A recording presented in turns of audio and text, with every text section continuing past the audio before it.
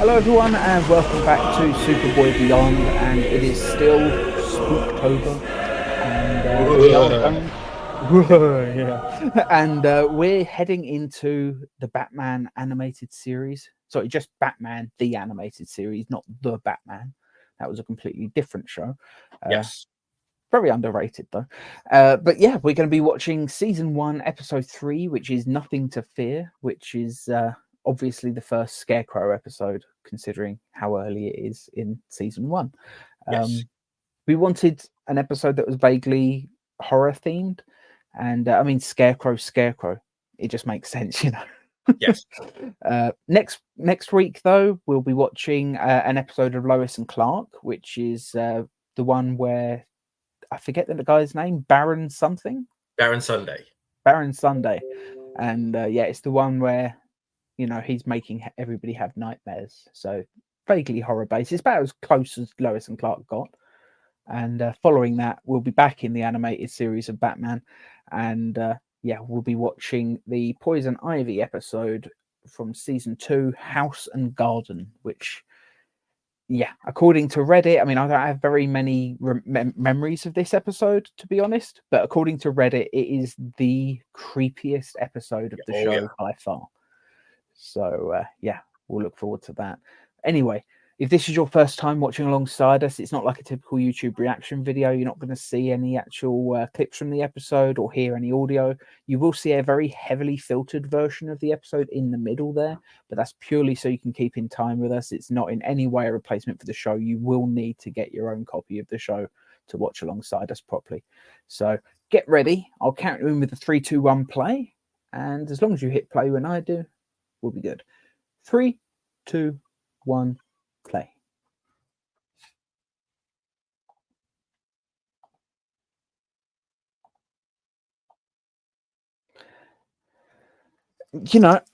I know we try not to talk about the intros, but we've watched Batman the animated series so rarely.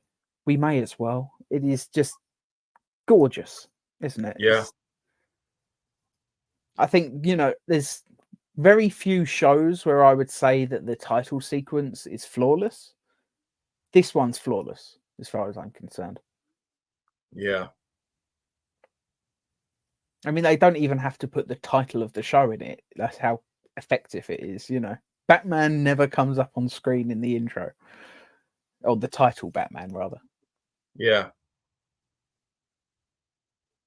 I'll tell you what, I hope the DCU, with the new Batman continuity, is it Brave and the Bold, I hope that they bring the Zeppelins back to Gotham. Or the blimps, or whatever they're called. Yeah. It's just an iconic part of Gotham, as far as I'm concerned. It's very, very much a throwback to the 30s.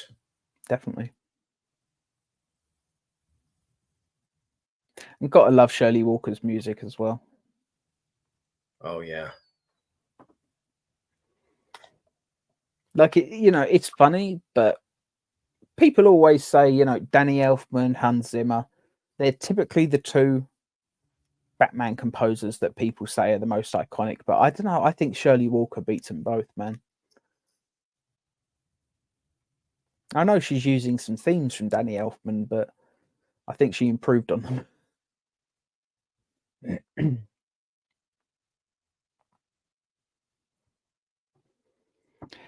Is that Bruce?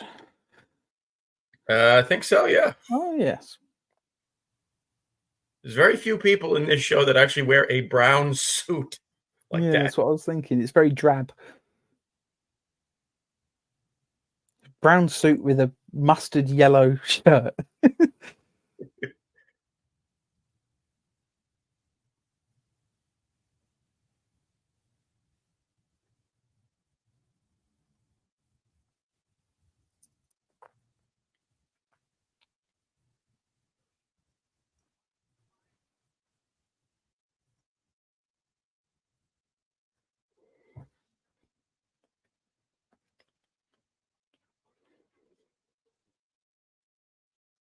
Wow, this guy's really rough. But At the same time, I mean, you know, he's billionaire playboy Bruce Wayne. It's part of the persona. Yeah. Okay, Bruce is probably taking it slightly hard, but that old man didn't know about Batman, you know.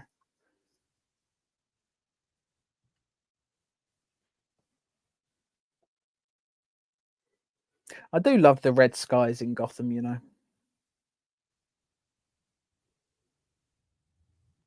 It would have been so easy just to do basic dark blue skies Did for you them. notice the little Easter egg there?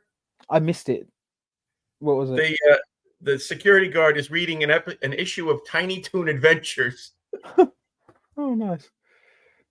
Yeah, wasn't Bruce Timm involved with that show or something? Yes.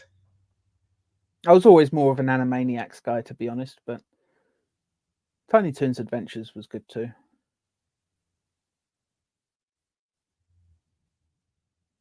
And I do like this Scarecrow design. I don't remember liking the other one as much, but to be fair, it's been a while since I've seen it, so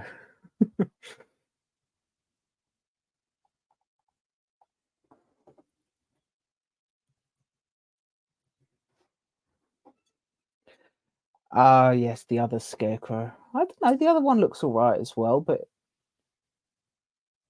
it doesn't look really like a Scarecrow, though, does it? Mm.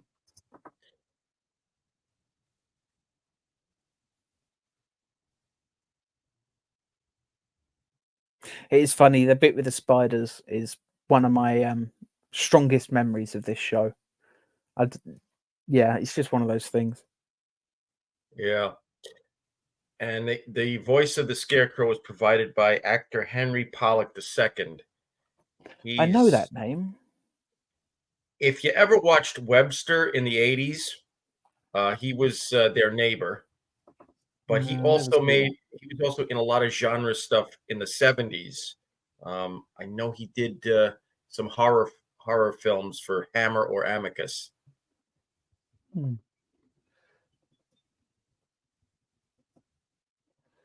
Yeah, I'm googling him just to bring up his IMDb. But Henry Pollock, what was it? Henry Pollock II.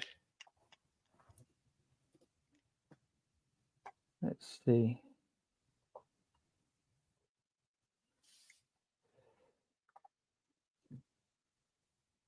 And Batman's got his bat gas mask, as Adam West would call it.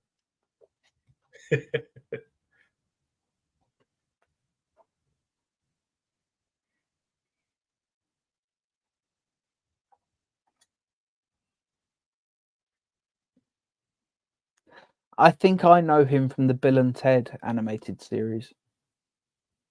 Apparently, he was in 13 episodes of that, so I've probably seen his name there. Oh, he was in an Right. episode of the Ruby Spears Superman. He voiced Wild Shark, whoever that is. Oh yeah, he was in. That was one of the later episodes. I think it was episode like 11 or 12. Hmm. He's done a whole bunch of Scooby Doo. I loved that as a kid, so there's a chance. There's a chance that's what I know him from. He was in an episode of The Incredible Hulk, one episode of Mork and Mindy. Yeah, he's done some good stuff. I do love Scarecrow's voice. It's just great. He does it very well. And as much as I like Henry Pollock, I think Jeffrey Combs in the later seasons was so much creepier. I mean, it's Jeffrey Combs. Yeah. He's just a legend in horror, you know. Just look at like Reanimator and stuff like that. Maybe next year we're watching one of the Reanimator movies or something. Mm. That could be fun. And I owned all three of them, so I've only seen the first one. I need to see the others. I think is it the second one where there's a reanimated penis that fights a reanimated no, rat. that's the third one. That's the third one. Yeah, I've seen that clip because somebody said, "Oh my god, I just watched Reanimator 3. You won't believe what happens." They sent me the clip. I was like, "What the fuck is this?" Oh.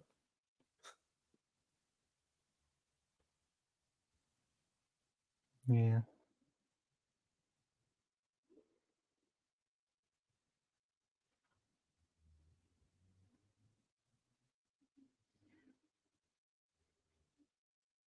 I love Scarecrow though. The way that he's able to get to Batman like nobody else can. He doesn't even know necessarily what the fear toxin is making him see, but it completely fucks with Batman, Yeah.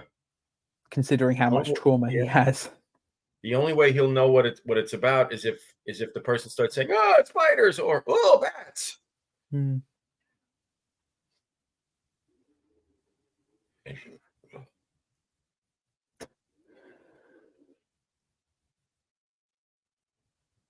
And the great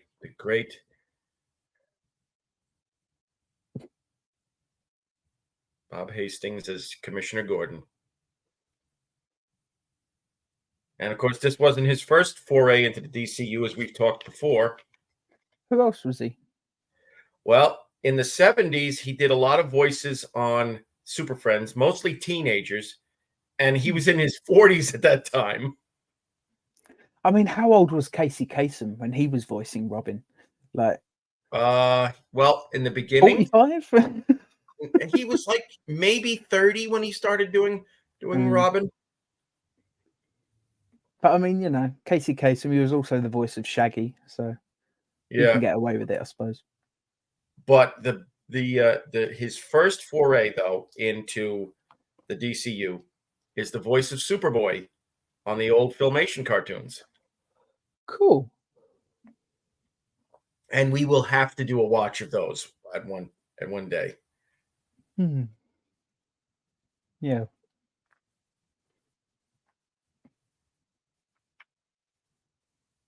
I mean, at some point, I think we should react to the Johnny Rockwell Superboy pilot as well.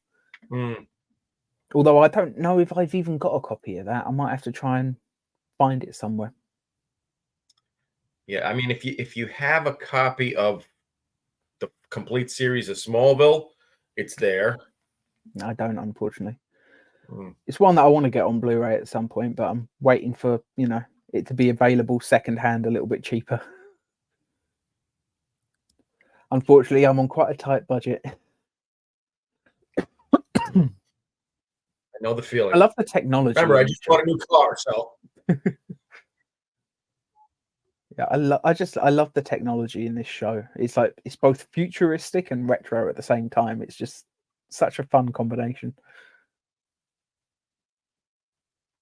And that toxin is still messing with his head. Yeah. And the voice of Thomas Wayne in his head is Richard Mall. I like Richard Mall.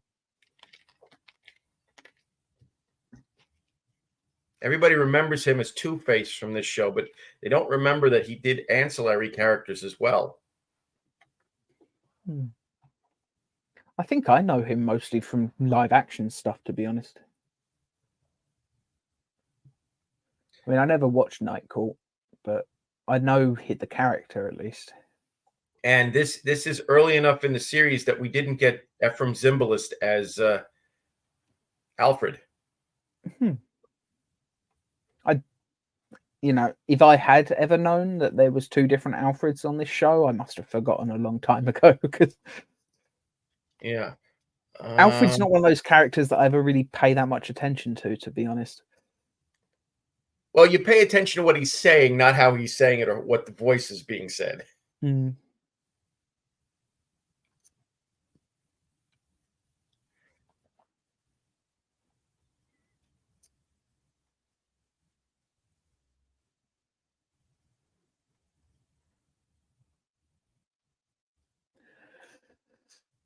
Now I want chicken soup. I think as soon as we're done, I'm literally going to go downstairs because I've got some tins. I think I'll make myself some chicken soup. Very nice. And when I'm watching Adam West, you know, I always get a craving for peanut butter sandwiches because that's, you know, that it was peanut butter sandwiches and glasses of milk, wasn't it? That they always have in that show. Yeah.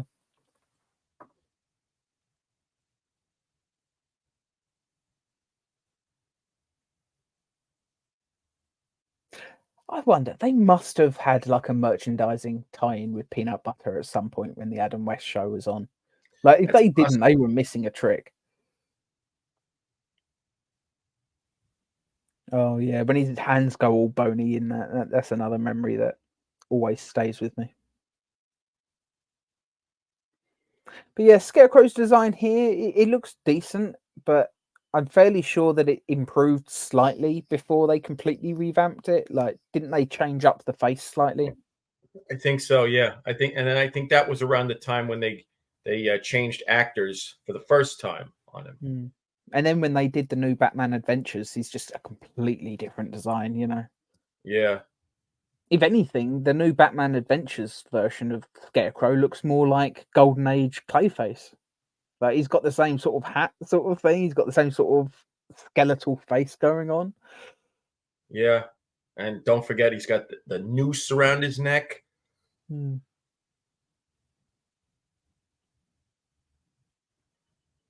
Like that, honestly, would he looks more like a version of the Grim Reaper or something? Like, wasn't there a Terry Pratchett version of the Grim Reaper that was like he looked like a farmer, and that's Yeah, why he's got the scythes?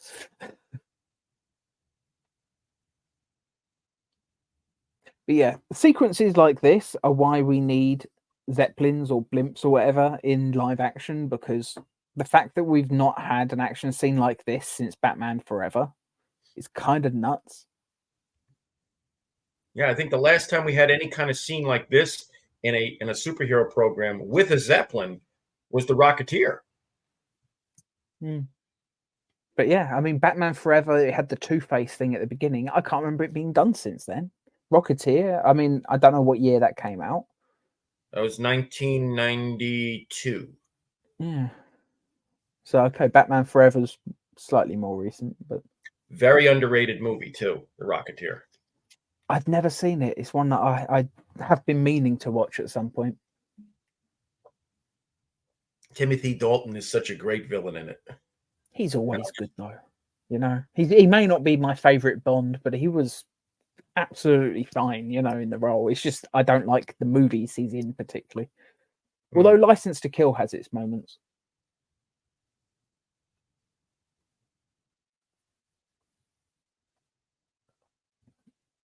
Yeah, I don't know. In this day and age, I'd love to see a fight scene like this in a movie.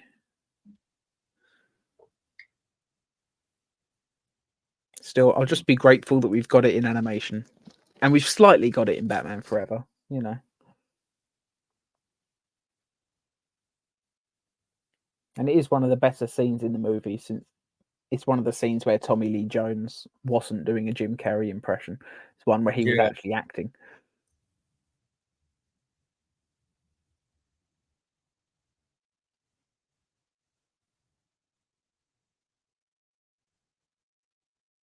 Well, that was lucky.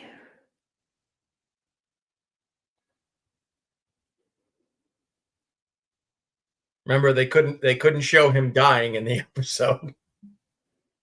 Well, Batman doesn't kill anyway. You know, he would have tried to save him, maybe shot his grapple down and grabbed his leg or something. You know, I suppose he is pretty distracted right now.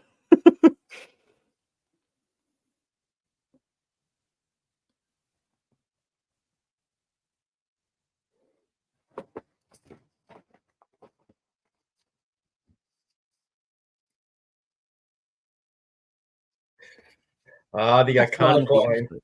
Yeah, one of the best lines that I think Kevin Conroy ever delivered for the show.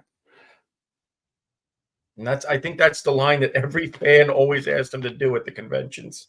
Yeah, I think I mean, when he was still alive, he had an account on Cameo, and he used to literally charge people, and he would basically do that as their answer phones, you know, voicemail message. Yeah.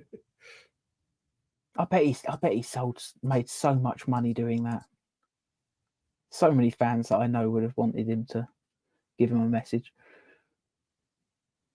Yeah. I know there's a YouTube channel called V Infuso which used a clip of him doing that they bought on Cameo as their intro for a long time.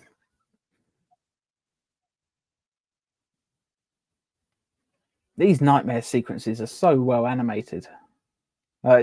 I just love how sort of strange everything looks. Like, as the walls were moving in there, it was just really odd. Total nightmare.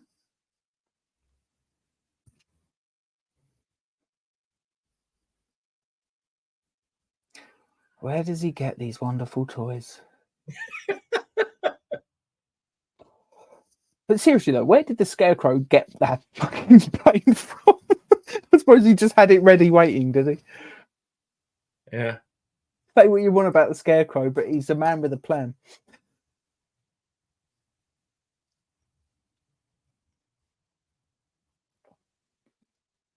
Oh, the humanity.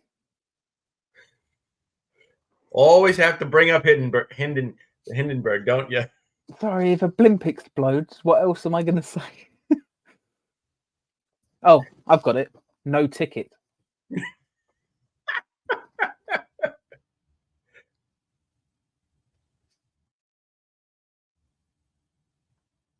One thing I do like in this show, I love when we see Batman from a low angle. You can actually see his nostrils like Adam West.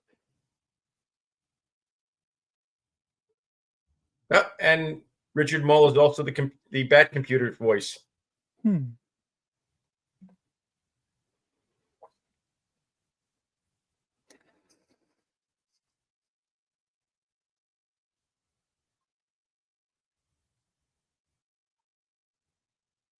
It is kind of amazing how Scarecrow has such a narrow head, but Jonathan Crane has such a wide head. Yeah. It's almost like the designs don't really mesh together. I guess it's like they didn't plan things ahead. And yes, that mask is just pun so the pun was intended.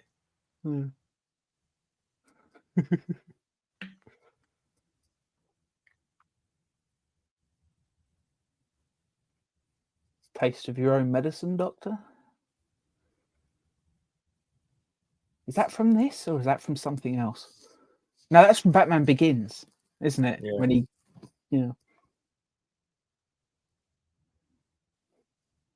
Scarecrow is such an iconic Bat villain. Oh yeah. And I am so glad that they didn't do what they wanted to do with him in the Batman movies with that started by Burton and Schumacher. Oh yeah, wasn't Batman Triumphant or something supposed to be? Yeah, the plan was to get Howard Stern. I can't stand Howard Stern. I think he's just a bully. Can't stand that man. Oh, we're having a Gargoyles crossover.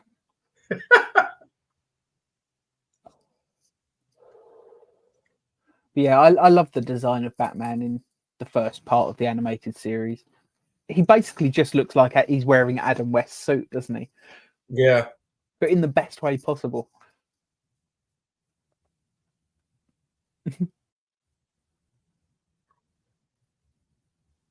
I love Bullock.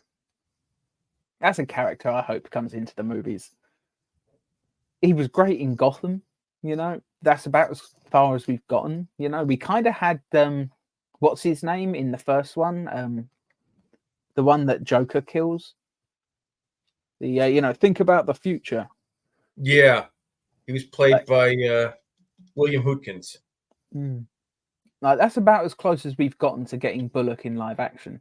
And I am not counting it because Bullock, he may be a bit of an idiot. He may be an arsehole, but he's not a terrible cop all the time, Yeah.